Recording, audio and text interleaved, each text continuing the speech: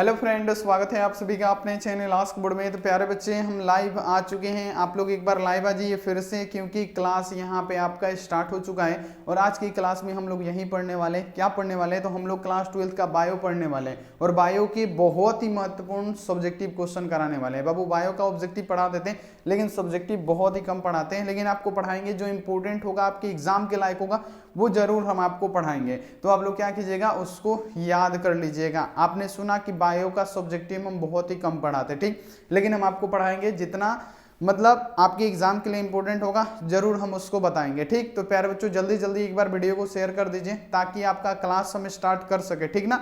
तो जितना जल्दी हो सके फटाफट से आप लोग वीडियो को शेयर कीजिए और चैनल पे पहली बार आए हैं तो फटाफट से सब्सक्राइब कर दीजिए। और यहाँ पे आपको हम कल क्या दिए थे, तो 500 फिजिक्स का सब्जेक्टिव क्वेश्चन दिए थे। अगर आप डाउनलोड नहीं किए हैं तो डाउनलोड कर लीजिएगा। फिजिक्स के 500 ऑब्जेक्टिव क्वेश्चन दिए थे, वस्तुनिष्ठ प्रश्न, जिसको हम लोग एमसीक्यू बोलते हैं। तो वो 500 अगर आप लोग डाउनलोड नहीं किए ना तो जाके डाउनलोड कर लीजिएगा क्लास खत्म होने के बाद से। और जिसको पता नहीं है ना, उसको हम बताएंगे कि कैसे आपको डाउनलोड करना है। देखिए, अंतिम समय में जितना हो सकता है हमारे से, हम उतना आपके लिए कर रहे हैं प्यारे बच्चों। तो आप भी जरूर लाइव क्लास ज्वाइन कीजिए और आप लोग क्लास पे ज्यादा फोकस कीजिए, सपोर्ट बनाए रखिए। और यहाँ पे देख लीजिए, पहले तो चैनल पे पहली बार आए हैं तो फटाफट से आप लोग सब्सक्राइब करके बेल आइकन को प्रेस करके ऑल पे, और लाइक नहीं किए वो फटाफट से लाइक भी कर दीजिएगा। और यहाँ पे देखिए, व्हाट्सएप ग्रुप नहीं ज्वाइन किए हैं ना, नंबर नोट कर लीजिए मेरा 91 35 74 20 24। आप इस पे फटाफट से मैसेज करके जल्दी आप लोग व्हाट्सएप ग्रुप ज्वाइन कर लीजिए।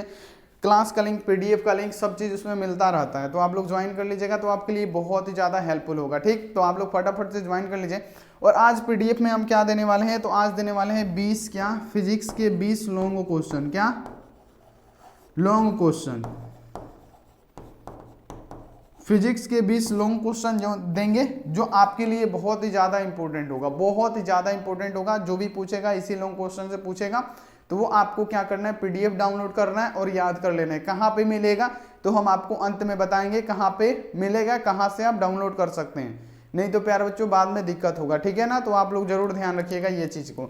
तो चलिए बाबू, बिना किसी देरी के हम क्लास को शुरू करते हैं। तो यहाँ देखिए, पहला नंबर क्वेश्चन हमारे सामने है। बायो का सब्जेक्टिव हम पढ़ा रहे हैं कि निषेचन क्या होता है। तो देखिए, निषेचन क्या होता है, जब निषेचन पूछा गया ना कि निषेचन आखिर क्या होता है, इसको समझाएं आप कि निषेचन आखिर होता क्या है। तो देखिए, आप डिफिनेशन तो इसका लिख सकते हैं कि जब नर जनन शुक्राणु और मादा जनन अंडाणु क्या होते हैं प्यारे बच्चों, आपस में जब इसके केंद्र में संयोजन होता है ना, संयुग्मन होता है, उसे ही हम लोग क्या कहते हैं बाबू, तो उसे ही हम लोग निषेचन की क्रिया कहते हैं। तो देखिए, इतना लिखने से तो 2 नंबर आपको नहीं मिलेगा। पक्का है कि आप लोग इतना ही लिख दे कि जब नर जनन शुक्राणु और मादा जनन अंडाणु आपस में संयुग्मन करे तो उसे हम लोग क्या कहेंगे, निषेचन की क्रिया कहेंगे। तो ये तो इतना से नहीं होगा। यहाँ पे देखिए, तो इसका डिफिनेशन आप कैसे लिख सकते हैं, बढ़ा के कैसे लिख सकते हैं ताकि आपको 2 नंबर मिल जाए। तो देखिए, इसको लिखना है कि शुक्राणु तथा अंड के केंद्रकों के संयोजन से जो मतलब होता है उसे निषेचन कहते हैं। ये थोड़ा सा अजीब है, लेकिन जो हम आपको बता रहे वो लिखिएगा कि जब नर जनन शुक्राणु और मादा जनन अंडाणु आपस में क्या कर ले प्यारे बच्चों, केंद्रकों से संयुग्मन करें,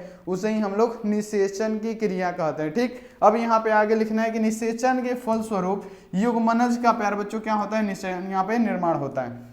यानी जब निषेचन की क्रिया होती है ना, तो निषेचन की क्रिया के समरूप क्या होता है कि युग्मनज बन के तैयार हो जाता है, यानी एक युग्मनज का निर्माण होता है, ठीक। तो यहाँ पे आपको लिख देना है, प्रत्येक युग्मनज में गुणसूत्रों की संख्या 2n होती है। यानी जितना भी युग्मनज बनेगा ना, उसमें गुणसूत्रों की संख्या 2n ही होती है, ठीक। क्योंकि यहाँ देखिए, प्रत्येक युग्मक में गुणसूत्रों की संख्या केवल n होती है। यहाँ देखिए, जो जनन कोशिकाएं होती हैं एक विशेष प्रकार के अर्धसूत्री विभाजन करती है, जिससे सभी गुणसूत्र अंड कोशिका में आ जाते हैं। यहाँ देखिए, पोलर बॉडी में नहीं जाते हैं। अंड कोशिका मादा के शरीर में एक विकसित होती है और मादा की बच्चे को क्या करती है, जन्म देती है। तो ये इतना लिख सकते हैं, इतना से कम भी लिख सकते हैं, आपकी मर्जी।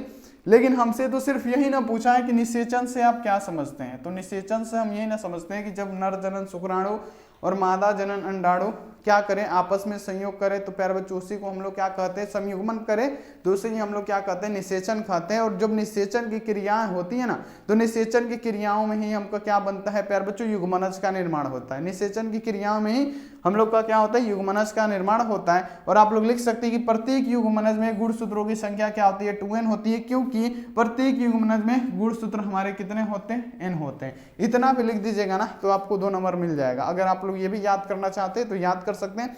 तो ये पहला नंबर क्वेश्चन आपको समझ में आ गया होगा, तो आप लोग इसको हमेशा याद रखिएगा। अगला आ जाइए, ये इंग्लिश मीडियम वाले बच्चे स्क्रीनशॉट फटाफट से ले लेंगे क्योंकि ये जरूरी है, ठीक, जल्दी जल्दी ले लीजिए बाबू। चलिए अगला क्वेश्चन पे आते हैं। अब अगला क्वेश्चन आपके सामने ये रहा, देखिए कि लैंगिक जनन तथा अलैंगिक जनन का उदाहरण सहित अंतर को स्पष्ट करें। ये सबसे ज्यादा महत्वपूर्ण क्वेश्चन है, इससे तो क्वेश्चन रहता ही है, तो यहाँ पे आप लोग इसको ध्यान रखिएगा। हम बायो का सब्जेक्टिव नहीं पढ़ाते, लेकिन आप लोग के लिए ही पढ़ा रहे हैं, उतना नहीं पढ़ाते लेकिन आप लोग के लिए पढ़ा रहे हैं, क्योंकि आप लोग बोल रहे हैं कि सर जी बायो का सब्जेक्टिव करा दीजिए। अगर आपको क्लास अच्छा लग रहा है तो आप लोग कमेंट में बता दीजिएगा हाँ सर जी हमको बायो भी समझ में आ रहा है। चलिए यहाँ पे क्वेश्चन है कि अलैंगिक जनन क्या होता है। तो अलैंगिक जनन में केवल एक ही जीव भाग लेता है, ये एक ही प्राणी भाग लेता है, उसे अलैंगिक जनन कहते हैं। अलैंगिक जनन की विधियां क्या होती है प्यारे बच्चों, लैंगिक जनन की अपेक्षा सरल होती है। क्या होती है, सरल होती है। तो यहाँ पे ये सब चीजें जितने भी होती है ना, ये आप लोग लिख सकते हैं, ठीक। तो यहाँ पे हमको अंतर लिखना है, तो बहुत सारा यहाँ पे आप लोग अंतर लिख सकते हैं। देखिए जैसे आपको अंतर लिखना है, यहाँ पे हम आपको एक एक करके अंतर बता रहे हैं। हमारा जो अंतर होगा ना, एकदम प्यारे बच्चों क्या होगा, एकदम आसान होगा, एकदम 100% आसान होगा। तो देखिए आपको लिखना है कि अलैंगिक तथा लैंगिक जनन में अंतर। तो यहाँ पे देखिए प्रजनन में केवल एक ही प्राणी भाग लेता है, अलैंगिक जनन में क्या होगा, प्रजनन में केवल एक ही प्राणी भाग लेगा, ठीक।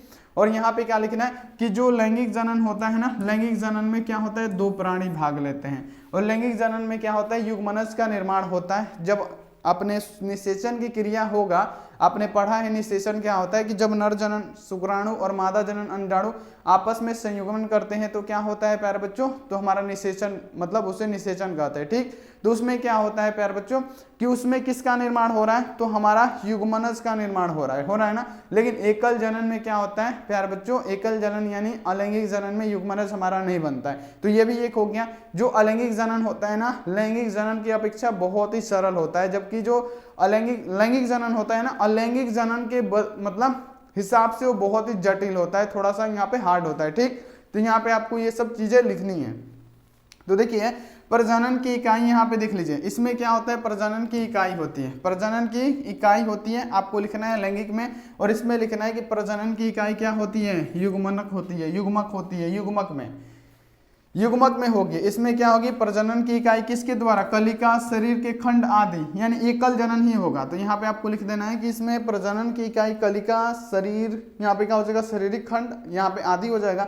लेकिन प्रजनन में क्या होगा, युग्मनज होगा, क्योंकि 2 लोग यहाँ पे आपस में संयोग करते हैं। चलिए अगला क्वेश्चन आ जाए, तीसरा नंबर की सुमयुग्मक। यहाँ आप देखें युग्मकों का निर्माण इसमें नहीं होता है। आपने पढ़ा है कि एकल जनन में युग्मक का निर्माण नहीं होगा, जबकि किसमें होगा, जब निषेचन की क्रिया होती है तो उसमें युग्मक बनते हैं। यानी युग्मक यहाँ देखिए शुक्राणु तथा अंडाणु दोनों ही बनते हैं। जब ये दोनों आपस में संयोग करते हैं तभी तो निषेचन होगा ना। तो यहाँ पे क्या होगा, जो हमारा लैंगिक जनन होगा इसमें क्या होगा, युग्मक बनेगा। कौन, तो शुक्राणु तथा अंडाणु दोनों बनेंगे। तो यहाँ पे आपको ये भी एक डिफरेंस लिख देना। चलिए युग्मक संलयन नहीं होता है इसमें क्या होता है, युग्मकों का संलयन नहीं होता है, जबकि इसमें क्या होता है, युग्मकों का संलयन होता है, तभी ना नर जनन शुक्राणु और मादा जनन अंडाणु मिलेंगे। तो यहाँ पे आपको ये याद रखना है। अगला लिखना है कि प्रजनन क्या होता है, यहाँ देखिए समसूत्री नहीं होता है। इसमें क्या होता है, प्रजनन समसूत्री नहीं होता है, किसमें, अलैंगिक में। जबकि इसमें क्या करना है, अर्धसूत्री विभाजन भी होता है। तो यहाँ पे आपको इतना डिफरेंस लिखना पड़ेगा, और सबसे अच्छा डिफरेंस हम आपको बताए हैं और आपको समझा भी रहे हैं कि कैसे लिखना है। यहाँ देखिए जिसमें एक ही प्राणी भाग ले, देखिए कैसे फिर से लिखना है, जिसमें एक ही प्राणी भाग ले उसे लैंगिक जनन, अलैंगिक जनन, और जिसमें 2 प्राणी भाग ले उसे लैंगिक जनन। और उसके बाद से लिख लीजिएगा कि आप देखिए लैंगिक जनन जो होगा प्यारे बच्चों, अलैंगिक पहले लिखना है, तो अलैंगिक जनन लैंगिक जनन की अपेक्षा क्या होती है, सरल होती है। ऐसे लिखिएगा कि थोड़ा सा बड़ा होगा, जो अलैंगिक जनन होगा लैंगिक जनन की अपेक्षा बहुत ही सरल होती है, जबकि जो लैंगिक जनन होती है अलैंगिक की अपेक्षा जटिल होती है। तो यहाँ आप देखें, और जो लैंगिक जनन अलैंगिक जनन होता है ना, इसमें युग्मनज का निर्माण नहीं होता है, जबकि जो लैंगिक जनन होता है उसमें युग्मनज का निर्माण होता है, जैसे नर जनन शुक्राणु, मादा जनन अंडाणु।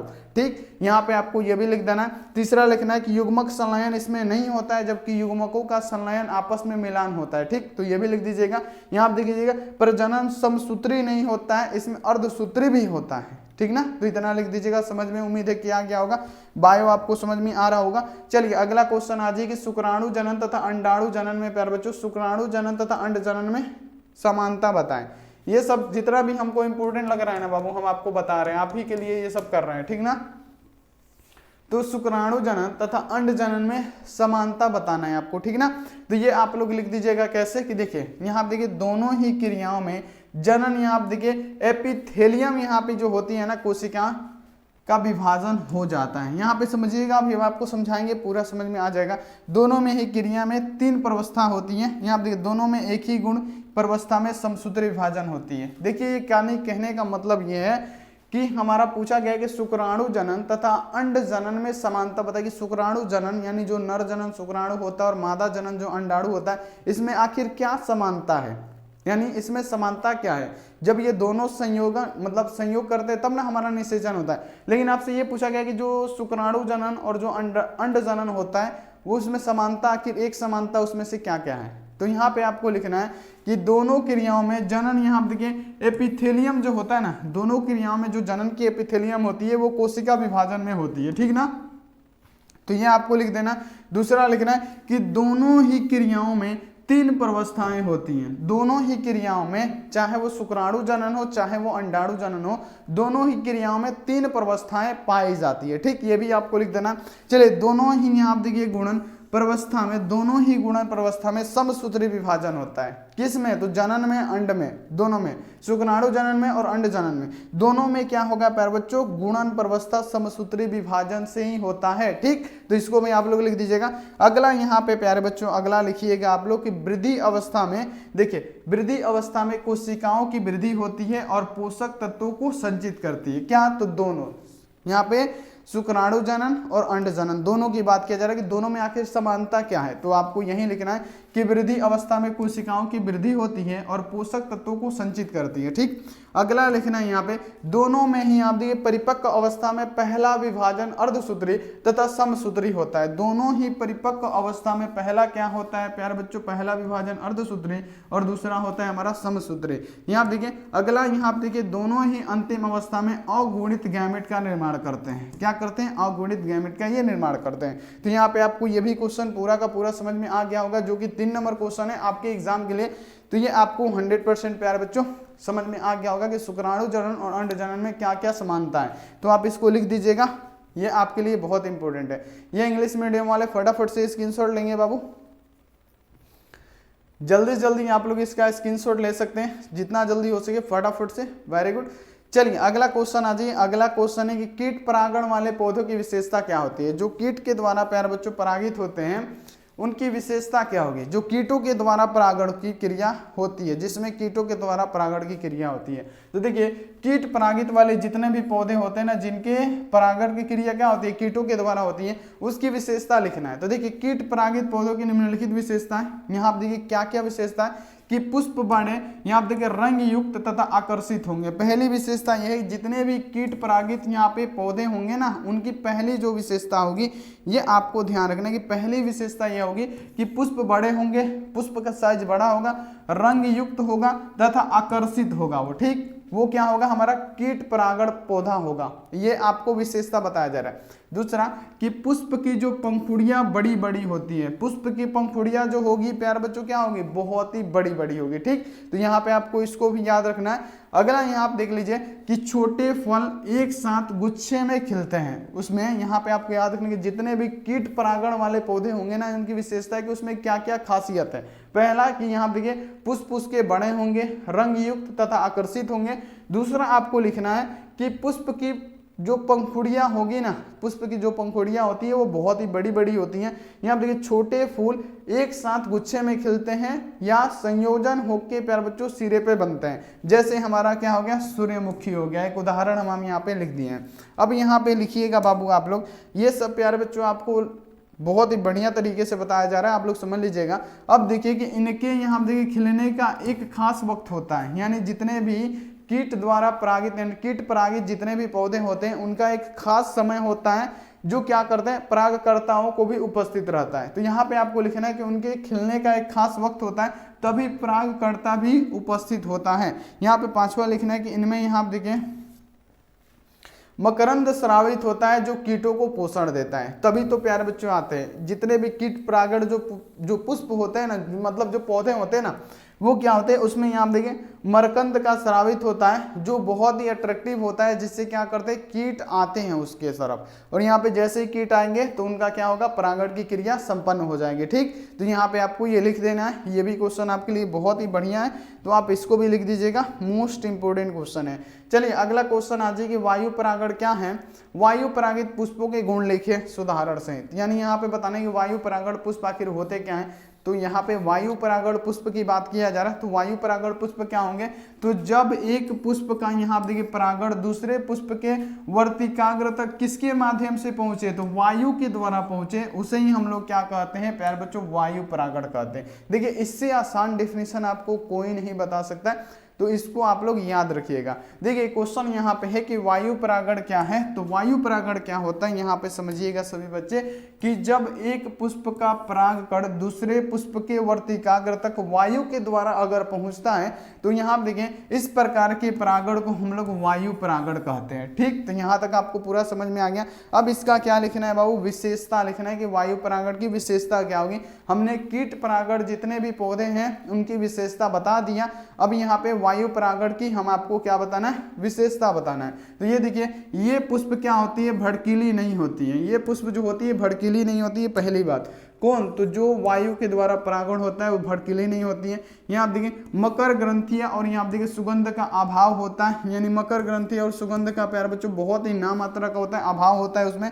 ये प्रायः छोटे होते हैं, क्या होते हैं, जो वायु परागित जो पुष्प होते हैं, जो पौधे होते हैं, क्या होते हैं, ये क्या होते हैं प्यारे बच्चों, ये छोटे होते हैं। पराग कण की संख्या अनगिनत होती है, इसमें क्या होती है, पराग कणों की संख्या अनगिनत होती है, तभी तो वायु के द्वारा क्या करते हैं, वर्तिकाग्र तक ये पहुंच जाते हैं। तो यहाँ तक आपको पूरा समझ में आ गया होगा। तो आप लोग इसको सेम टू सेम इसी प्रकार लिख दीजिएगा कि जब एक पुष्प का परागण दूसरे पुष्प के वर्तिकाग्र तक वायु के द्वारा पहुंचता है, तो इस प्रकार के परागण को हम लोग वायु परागण कहते हैं। यहाँ पे इसकी विशेषता लिखना है, तो आप लोग लिखिएगा कि ये पुष्प भड़कीले नहीं होते हैं, मकर ग्रंथियां और सुगंध का इसमें अभाव रहता है, ये प्रायः छोटे होते हैं, परागकण की संख्या इसमें अनगिनत होती है। तो ये आप लोग लिख दीजिएगा, बहुत ही ज़्यादा इंपॉर्टेंट है। तो ये सब क्वेश्चन आप लोग लिखते चलिएगा, ये आप लोग स्क्रीनशॉट लेते चलिए। जितने भी हमारे इंग्लिश मीडियम के स्टूडेंट हैं फटाफट से आप लोग इसका स्क्रीनशॉट लेते चलिए, क्योंकि क्लास बहुत ही ज़्यादा इंपॉर्टेंट है, आप लोग इसको करते चलिए। ठीक, चलिए यहाँ पे चलते हैं अब अगले नंबर क्वेश्चन पे। अगला नंबर क्वेश्चन यहाँ पे हम देख लेते हैं कि आप देखिए एकल संकर या द्विसंकर में अंतर स्पष्ट करें। सब के सब क्वेश्चन जितना हमको लग रहा है कि 2024 के लिए खास है, सब हम आपको पढ़ा रहे हैं। देख लीजिए कि एकल संकर तथा द्विसंकर में अंतर स्पष्ट करें। तो देखिए एकल संकर क्रॉस क्या होता है, तो देखिए जब दो पौधों के बीच एक इकाई लक्षण के आधार पर संकरण कराया जाता है, तो इसे हम लोग एकल संकर क्रॉस कहते हैं। ठीक है, समझिएगा, यहाँ पे हम आपको समझाएंगे। चलिए द्विसंकर क्या होता है, तो जब दो विपरीत पौधों के बीच अलग लक्षण से आधार के साथ संकरण कराया जाता है, तो इसे हम लोग द्विसंकर क्रॉस कहते हैं। समझिएगा कितना जबरदस्त डिफिनेशन है। यहाँ पे आपको बायो का, खास करके बायो में इतना हार्ड डिफिनेशन रहता है ना बुक में, आप देखेंगे तो हालत खराब हो जाएगा। देखिए यहाँ पे आपके सामने क्या है, एकल संकर क्रॉस और द्विसंकर क्रॉस में अंतर लिखे। तो आपको एकल संकर क्रॉस में लिखना है कि जब दो पौधों के बीच एक इकाई लक्षण के आधार पर संकरण कराया जाए। यहाँ पे समझिएगा कि जब दो पौधों के बीच एक इकाई लक्षण के साथ, जब दो पौधों के बीच एक ही इकाई लक्षण के साथ संकरण कराया जाता है, तो उसे हम लोग एकल संकर क्रॉस कहते हैं। समझिएगा, जब दो पौधों के बीच इकाई लक्षण आधार पर संकरण कराया जाए, इकाई लक्षण आधार पर संकरण कराया जाए, तो इसे हम लोग क्या कहते हैं, एकल संकर क्रॉस कहते हैं। जब यहाँ देखिए द्विसंकर क्रॉस की बात है, तो जब दो विपरीत पौधों के बीच अलग अलग लक्षणों के आधार पर संकरण कराया जाए तो उसे हम लोग क्या कहेंगे, द्विसंकर क्रॉस कहेंगे। देखिएगा इतना बेहतरीन डेफिनेशन आपको नहीं मिलेगा कहीं भी। एकल संकर क्रॉस में क्या होता है, जब दो पौधों के बीच एक इकाई लक्षण के आधार पर, जब दो पौधों के बीच, दोनों क्या है, जब दो पौधों के बीच इकाई, जब दो पौधे हैं उनमें इकाई लक्षण से क्या किया जाए, संकरण कराया जाए, उसे एकल संकर क्रॉस कहते हैं। जबकि अलग अलग पौधे यानी विपरीत पौधों के बीच अलग अलग लक्षणों के आधार पर संकरण कराया जाए उसे हम लोग द्विसंकर क्रॉस कहते हैं। तो समझ में आ गया, तो आप लिख दीजिएगा, बहुत ही ज्यादा इंपॉर्टेंट है। अगला आज के वृषण तथा अंडाशय के बारे में प्रत्येक के दो प्रमुख कार्यों का वर्णन करें। सब क्वेश्चन बाबू इंपॉर्टेंट है, जो बता रहे हैं वो पढ़ लीजिए, बिल्कुल आपके एग्जाम के लिए इंपॉर्टेंट होगा। कि आप देखिए वृषण तथा अंडाशय के बारे में प्रत्येक के दो दो प्रमुख कार्यों का वर्णन करें। तो प्यारे बच्चों वर्णन करना है हमको, तो हम सबसे पहले वृषण का कर देते हैं, उसके बाद से अंडाशय का करेंगे।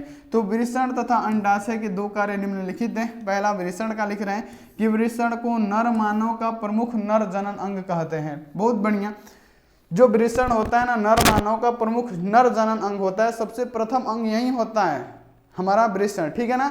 और यहाँ देखिए जो एक जोड़े में होता है, जो एक क्या होता है, जोड़े में होता है। दूसरा लिखना है कि वृषण के अंदर शुक्राणु का निर्माण होता है, स्पर्म का निर्माण होता है। वृषण के अंदर स्पर्म का निर्माण होता है। ये हमारा दूगो हो गया।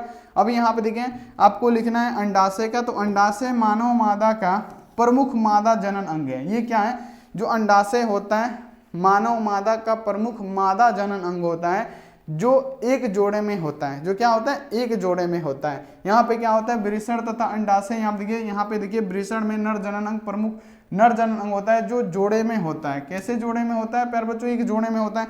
और यहाँ देखिए वृषण के अंदर शुक्राणु का निर्माण होता है, जबकि अंडाशय यहाँ देखिए मादा मानव का प्रमुख मादा जनन अंग होता है, जो एक जोड़े में ही होता है। यहाँ पे आपको लिख देना है। फिर लिखना है कि अंडाशय में अंडाणु का निर्माण होता है। बहुत ही तो आसान है ना, आप लोग दो तो आराम से लिख सकते हैं कि जो वृषण होता है ना, ये मानव मादा का वृषण मानव नर का प्रमुख जनन अंग होता है, जिसमें प्यारे बच्चों क्या होते हैं, हमारा स्पर्म का भी निर्माण होता है, शुक्राणु का भी निर्माण होता है, और यह एक जोड़े में होते हैं। बहुत सारे लिख देते हैं। और अंड, यहाँ पर देखिए अंडाशय क्या होते हैं, ये मानव मादा का प्रमुख जनन अंग होता है। और इसमें भी क्या होता है प्यारे बच्चों की, एक जोड़े में ही होता है इसमें प्रजनन। तो यहाँ पे आपको याद रखना है, अंडाशय में अंडाणुओं का निर्माण इसका होता है, अंडाशय में ही अंडाणुओं का इसमें निर्माण होता है। तो यहाँ पे आप लोग ये भी लिख सकते हैं। चलिए यहाँ पे स्क्रीनशॉट लीजिए इंग्लिश मीडियम वाले बच्चे फटाफट से।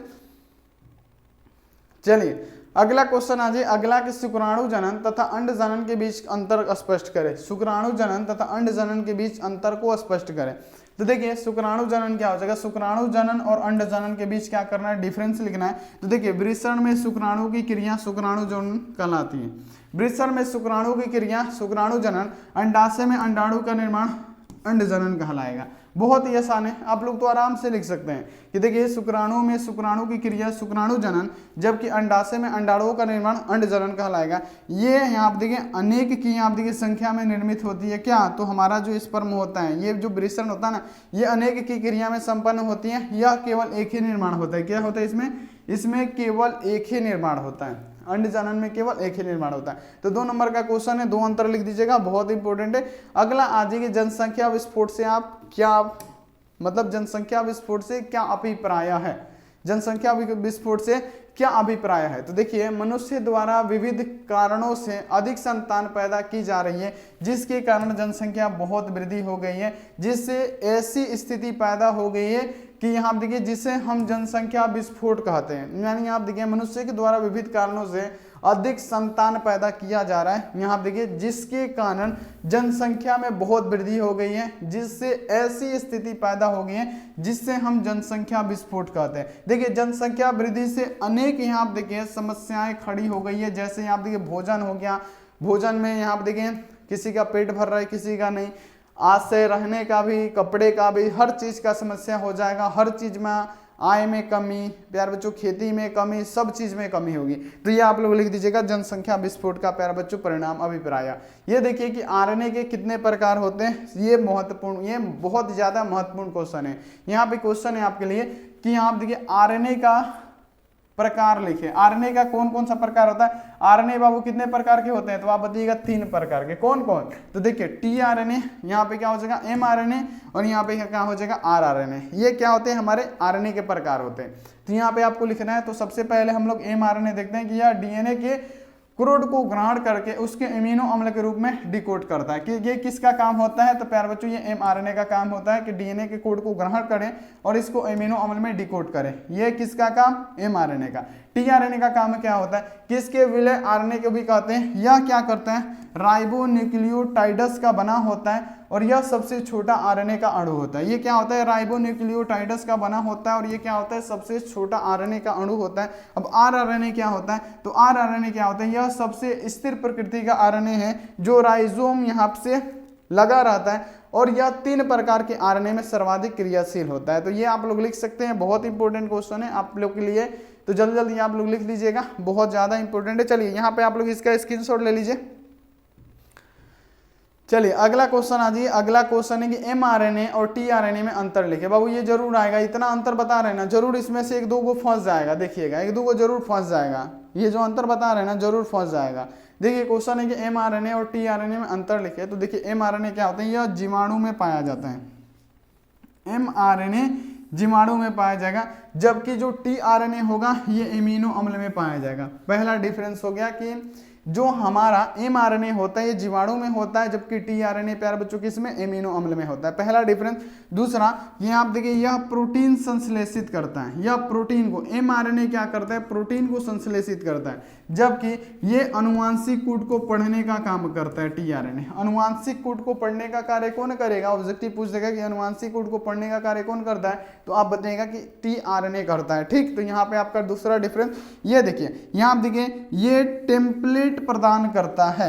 यहाँ आप देखिए जो एमआरएनए है ना वो क्या करेगा? टेम्पलेट प्रदान करेगा, जबकि उत्प्रेरक क्या करता है? यह आरएनए स्थानांतरण के दौरान संरचनात्मक उत्प्रेरक की भूमिका का क्या करता है? निर्वहन करता है। तो ये हमारा क्या है बाबू? डिफरेंस है, जिसको लिख देना है। इसमें से 1-2 क्वेश्चन फंसेगा जरूर यहाँ पे, जो ये है ना डीएनए तथा आरएनए, चाहे एमआरएनए और यहाँ देखिए टीआरएनए, ये सब क्वेश्चन बहुत ही इंपॉर्टेंट है। तो आप लोग इसको भी यहाँ पे याद रखिएगा। यहाँ देखिए वाहित मल से आप क्या समझते हैं? बहुत ही ज्यादा इंपॉर्टेंट क्वेश्चन है, आप लोग इसको समझिएगा कि वाहित मल से आप क्या समझते हैं। तो वाहित मल क्या है? तो किसी भी यहाँ देखिए समुदाय द्वारा काम में लाने के बाद व्यर्थ जल में उसमें मिलने वाले जो पदार्थ का वाहित मल होगा उसे ही हम लोग क्या कहते हैं प्यारे बच्चों? वाहित मल कहते हैं। नहीं समझे फिर से समझाते हैं कि किसी भी समुदाय द्वारा काम में लाए जाने के बाद जो व्यर्थ जल होता है ना उसमें मिले हुए जितने भी अशुद्धि होते हैं ना, जितने भी पदार्थ होते हैं ना, उसे ही हम लोग क्या कहते हैं? वाहित मल कहते हैं। ठीक, समझ में आ गया वाहित मल क्या होंगे।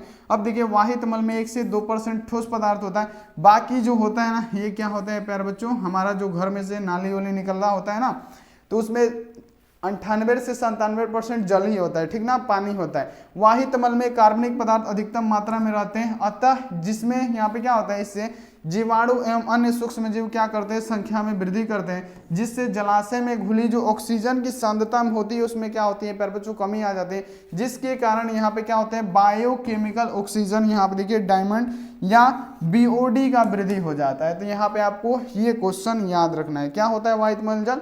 तो वाहित मल वही होता है कि किसी भी समुदाय द्वारा काम में लाने के बाद जो व्यर्थ जल होता है ना उसमें जो थोड़ी सी पदार्थ की मात्रा घुल जाती है उसे ही हम लोग वाहित मल जल कहते हैं। तो यहाँ पे आपको लिख देना वाहित मल जल में 1 से 2% ही ठोस पदार्थ होते हैं, बाकी 98 से 99% ये क्या होता है? उसमें जल ही भरा होता है। ठीक, तो यहाँ पे आपको ये लिख देना है। तो यहाँ पे आप लोग समझ गए कि ये वाहित मल जल क्या होता है। तो बाबू इतना ही क्वेश्चन रहने दीजिए, और यहाँ पे फिर कल क्लास होने वाला है सुबह में इस सब्जेक्टिव का। तो जब अगर आपको सब्जेक्टिव पढ़ना है ना सुबह में आइए, डेली बाय डेली सब्जेक्टिव आपका क्लास होगा। कुछ दिन में 8 बजे सुबह में भी होने लगेगा। यहाँ देखिए अभी कितना में हो रहा है? 5 बजे हो रहा है। एक 5 बजे होगा, एक 8 बजे भी सब्जेक्टिव ही होगा। ठीक, तो यहाँ पे आप लोग बिल्कुल यहाँ पे मन लगा के पढ़ते रहिए, आपका सब्जेक्टिव का क्लास होने लगेगा। जितना ज़्यादा हो सकता है उतना ज़्यादा क्लास हम करवाने की कोशिश करेंगे। तो चलिए बाबू इतना ही क्वेश्चन आने दीजिए। चैनल पे पहली बार आए हैं तो फटाफट से आप लोग सब्सक्राइब करके बेल आइकन को प्रेस करके ऑल पे, और लाइक नहीं किए बाबू फटाफट से लाइक कर दीजिएगा, और यहाँ पे फटाफट से आप लोग व्हाट्सएप ग्रुप में भी जुड़ जाइएगा। चलिए हम आपको बता दें कि पीडीएफ आपको कहाँ से डाउनलोड करना है। ठीक ना, तो सबसे पहले पीडीएफ डाउनलोड करने के लिए अपने फोन में गूगल या क्रोम ओपन कीजिए। जैसे ही ओपन कीजिएगा ना, आपके सामने सर्च बार दिखेगा, लिखना है सिर्फ आस्क बोर्ड लिखिएगा, ऐसा आएगा, आपको इसी पे क्लिक करना है। जैसे ही आप इस पे क्लिक कीजिएगा ना, ऐसा आ जाएगा।